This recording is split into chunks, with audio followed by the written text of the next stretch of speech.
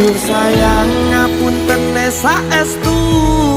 yen dereng saged nuruti apa karepmu tapi aja sumelan ana dina liyane bakal tak upayake mbok kepiye carane tresnoku